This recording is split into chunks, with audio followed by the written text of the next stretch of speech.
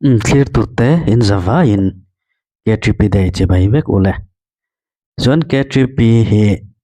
kum sang kha zakwa samnga pathuma khan loading chana. Adin tu te zinga hianin khotla nga milang sar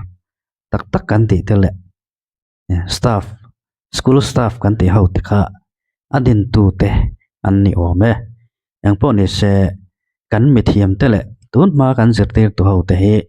rong bol na lama chuan lo tangkai em trena voinia ro chuan politikan thil reng reng he kan politicize ta ka wangin zirtir tu temewa po hianin khotlang ina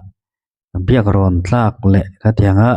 thuron vala na tlak kan ngai lo kan tiang chi te po kan lo tam ta hle maya e zon nan le kha tianga tan mai maya zirtir tu te po mang kan tam ta hle mai chu wangin zirtir tu lak khonga te po hian kan phim khur le zual deuh hi atul lo mani o ti na chen he kanei ta ni ke chuan tun ma chuan he ke gp te po chung mithiam school staff kan ti hote atanga lo pol lo din chok pathian na mala som tak em voina phei chuan ram pum huap po a in khom pui nei tham kan lo ni tareng maya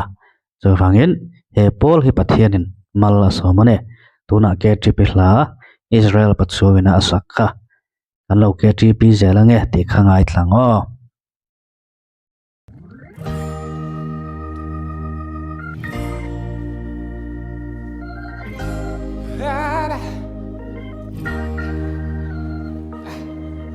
Limin lang mase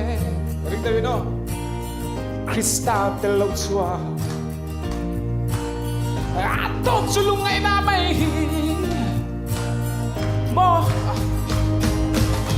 kay ni song kan lo ke tripi lang hele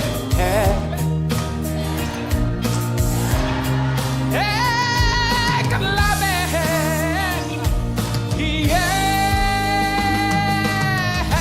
kan hey na te mase kan hey to pin trong sel bone lo min kan sai li min kan la me tu da ngai lo te lấy nun ngai lo bi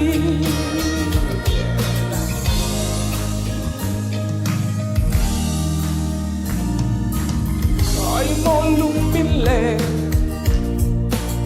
nim zam kan man te kha chupili de ho chupili kan lom lai te hi mo kan him le lom lai ni te hi ni le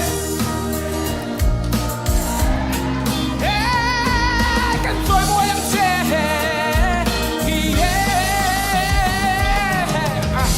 kan thấy na te te mase kan thấy to pin cái trong sel bone lo min kan sai li min kan la me tu da ngai lo te lấy nun ngai lo vi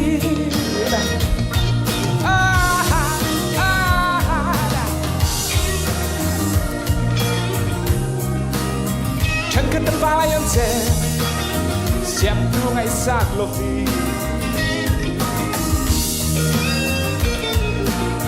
สุเลนทสุลัดลำฟ้ามันเน่อัดอมสุลุกไงหน้าในมอว่าจะตัวนู้นตัวไงเดี๋ยวคือเสียงชาวไร่ตัวเดินฟ้าไล่กันเจ็บ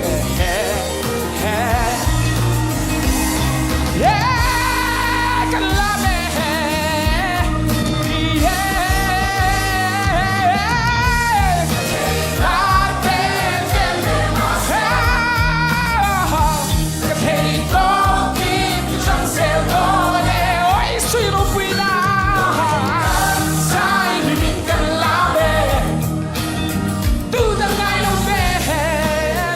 lấy luôn ngai lo vi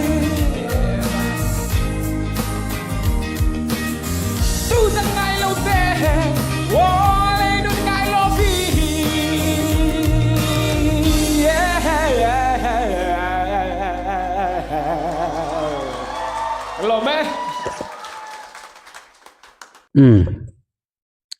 KTP hi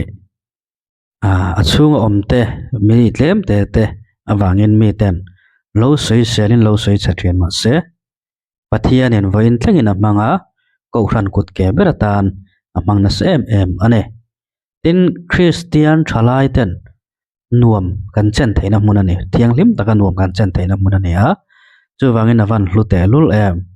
amaro chu heng KTP kan ti huang chu ate hian khotam taka chuam politics te alut ta dewem o ti thei ani a chu wangin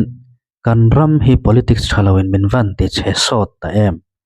eini zong kan lo KTP zelange ti du ulo thala hi kan pung zelang ti alo om in ka ria chu wangin KTP hruai tu te abik takin OB le committee member tengat pei chu heng politics ate hian in nam noi lo thei sela ram politics a hian in nam noi lo thei sela party politics a hian kalna lo se chu ko hranin lung rual nan te ya KTP kalzel na tan te po hian tangkai don le in ka ria a ti chuan leinun ngai lo te a nuam kan chen theina mun hlim zai kan vor thin mun ka KTP kha ani mewa wangin eni point chu kan rilruwa kan von renga KTP hi ko ran kut ke ni thura pathian ina abuat sayani ti rechunga kan kalthiam zel he thilpoi mo tak nen ka ria pathian rin chan chungle kan din chan rechung zela nge ko ran kut ke tak ni tura kan ni nei ne min nor kal ringot ni lo ti tak zet nanun kan nei zel he poi mo hle ane